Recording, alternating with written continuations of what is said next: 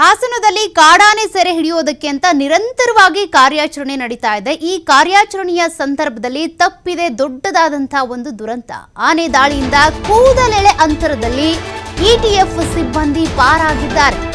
ಕಾಡಾನೆ ಸೆರೆಗೆ ಟ್ರ್ಯಾಕಿಂಗ್ ಹೋಗುವಾಗ ನಡೆದಂತಹ ಘಟನೆ ಇದು. ಕೂದಲೆಳೆ ಅಂತರದಲ್ಲಿ ಇಟಿಎಫ್ ಸಿಬ್ಬಂದಿ ಪಾರಾಗಿರೋದು. ಆನೆ ಬರ್ತಾ ಇರೋದನ್ನ ಗಮನಿಸಿ ಮರವೇರಿದ್ರು ಇಟಿಎಫ್ ಸಿಬ್ಬಂದಿ.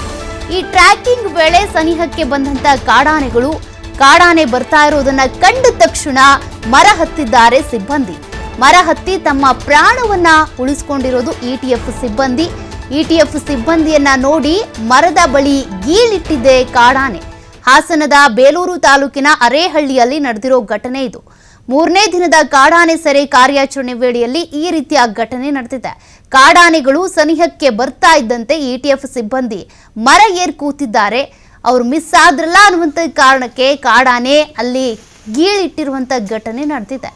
ಸ್ವಲ್ಪದ್ರಲ್ಲೇ ಅವರು ತಮ್ಮ ಪ್ರಾಣವನ್ನ ಉಳಿಸ್ಕೊಂಡಿದ್ದಾರೆ. ಮರ ಏರಿದ್ರಿಂದ ಬದುಕೊಂಡಿದ್ದಾರೆ. ಇಟಿಎಫ್ ಸಿಬ್ಬಂದಿಯನ್ನ ಬೆನ್ನತ್ಕೊಂಡು ಬಂದಿದೆ ಕಾಡಾನೆ. ಆ ದೃಶ್ಯವನ್ನ ನೀವು ಗಮನಿಸ್ತಾ ಇದ್ದೀರಾ.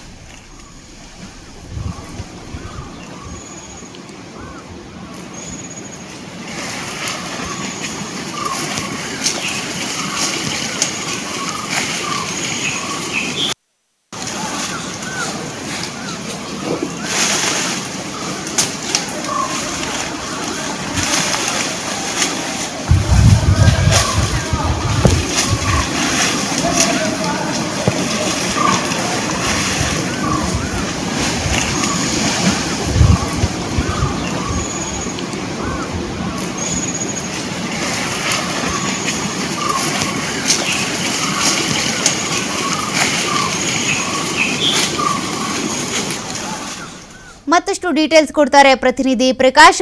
ಈಗಾಗಲೇ ಕಾಡಾನೆ ಸೆರೆ ಹಿಡಿಯೋದಕ್ಕೆ ಅಂತ 3 ದಿನದಿಂದ ಕಾರ್ಯಾಚರಣೆ ನಡೀತಾ ಇದೆ. ಕಾಡಾನೆ ಸಿಗ್ತಾ ಇಲ್ಲ, ಬದಲಿಗೆ ಕಾಡಾನೆ ಇಟಿಎಫ್ ಸಿಬ್ಬಂದಿಯನ್ನ ಬೆನ್ನತ್ಕೊಂಡು ಬಂದಿರುವಂತ ದೃಶ್ಯ ಕೂಡ ಸರಿಯಾಗಿದೆ.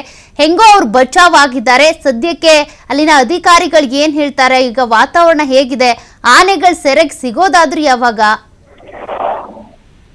ಹಾಸನ ಜಿಲ್ಲೆ ಬೇಲೂರು ತಾಲೂಕಿನ ಅರೇಹಳ್ಳಿ ಹೋಬಳಿಯಲ್ಲಿ ಈಗಾಗಲೇ 3ನೇ ದಿನದ ಕಾರ್ಯಾಚರಣೆ ಕೂಡ ಆರಂಭವಾಗಿರ್ತಕ್ಕಂಥದ್ದು. ಆರಂಭಕ್ಕೂ ಮುನ್ನ ಇವತ್ತು ಬೆಳಿಗ್ಗೆ ವಿಕ್ರಾಂತ್ ಎಂಬುವ ಆನೆಯನ್ನು, ಅಂದ್ರೆ ಅದರ ಚಲನವಲನ ಕಂಡುಹಿಡಿಯಲು ಇಟಿಎಫ್ ಸಿಬ್ಬಂದಿಗಳು ಕೂಡ ಸುಮಾರು 10ಕ್ಕೂ ಹೆಚ್ಚು ಇಟಿಎಫ್ ಸಿಬ್ಬಂದಿಗಳು ಕೂಡ ಅದರ ಬೆನ್ನು ಬಿದ್ದಿದ್ರು. ಇವತ್ತು ಬೆಳಿಗ್ಗೆ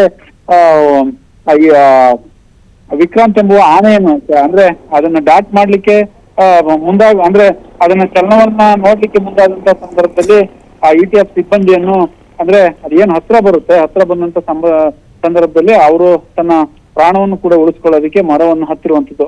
ಆ ಹಿಂದೆ ಇದ್ದಂತ ಇನ್ನೊಬ್ಬ ಇಟಿಎಫ್ ಸಿಬ್ಬಂದಿ ಅದನ್ನ ಸೆರೆ ಹಿಡಿದಿರುವಂತದ್ದು. ಅದೇ ಆನೆಯನ್ನ ಡಾಟ್ ಮಾಡ್ಲಿಕ್ಕೆ ಈಗಾಗಲೇ ಅರಣ್ಯ ಇಲಾಖೆ ಸಾಕಷ್ಟು ಹರಸಾಹಸವನ್ನು ಕೂಡ ಪಡ್ತಾ ಇರುವಂತದ್ದು. ನಿನ್ನೆ ಭೀಮಾ ಎಂಬುವ ಕಾಡಾನೆ 2 ಬಾರಿ ಅರಣ್ಯ ಅಧಿಕಾರಿಗಳಿಗೆ ಮಧ್ಯೆ ಬಂದಿರುವಂತಹ ಹಿನ್ನೆಲೆಯಲ್ಲಿ ಸಾಕಾನೆಗಳು ಅಲ್ಲಿಗೆ ಎಂಟ್ರಿ ಆಗ್ಲಿಲ್ಲ.